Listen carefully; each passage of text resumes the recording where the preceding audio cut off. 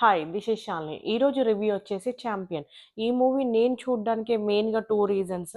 అందులో first reason వచ్చేసి trailer అయితే నాకు బాగా నచ్చేసింది.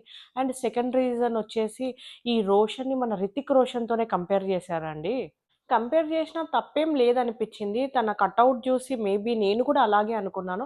అంటే 'కహో నా ప్యార్‌లో' ఉన్న 'రితిక్ రోషన్' అండి. ఇప్పుడు రీసెంట్‌గా 'వార్‌లో' చూసిన 'రితిక్ రోషన్' కాదు. 'కహో నా ప్యార్‌లో' కూడా ఓన్లీ ఫస్ట్ హాఫ్ రితికేనండి. అంటే అక్కడ రోహిత్ ఉండే కదా! ఆ రోల్‌కే సెట్ అయితాడు. సో, అలా చూసుకుంటే అయితే 'రితిక్ రోషన్' లాగైతే ఉన్నాడండి. మూవీ ప్లాట్ వచ్చేసి 1947లో మన ఇండియన్స్ అందరికి ఇండిపెండెన్స్ వచ్చినా గూడా, హైదరాబాద్‌కి 1948లో ఎందుకు ఇండిపెండెన్స్ వచ్చింది? ఈ 1 ఇయర్‌లో ఏం జరిగింది? బైరంపల్లి వాళ్ళు ఎలా రిలేటెడ్ అయ్యారు అనేది మూవీ అంతా చూపిచ్చారండి. మన హీరో అయితే ఫుట్‌బాల్ ప్లేయర్ ఉంటాడు. తనకి ఇంగ్లాండ్‌కెళ్ళాలని అయితే ఉంటది. బట్ వాళ్ళ నాన్న రీజన్ వల్ల అయితే తనైతే వెళ్ళలేకపోతారు. బట్ ఇంకొక డీల్ కుదిరించుకొని అక్కడికైతే ఎళ్ళాలని అనుకుంటారు.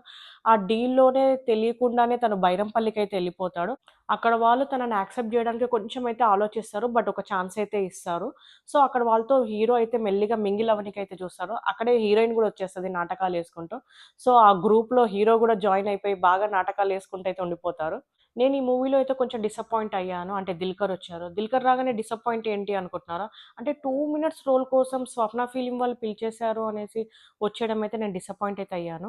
మూవీలో సాంగ్స్ అయితే చాలా బావున్నాయి. ఆల్రెడీ కొన్ని ట్రెండ్ గూడా అయిపోయాయి. ఫైటింగ్ సీన్స్ కూడా చాలా బావున్నాయి సెకండ్ హాఫ్‌లో. నాకు బాగా నచ్చిందయితే ఈ మూవీలో హీరో యాక్టింగ్ అండి. హీరో యాక్టింగ్ అయితే నాకు ఫస్ట్ మూవీ అయితే నేను తనని చూడలేదు. నాట్ ఈవెన్ ఓటీటీలో గూడా చూడలేదు తన యాక్టింగ్.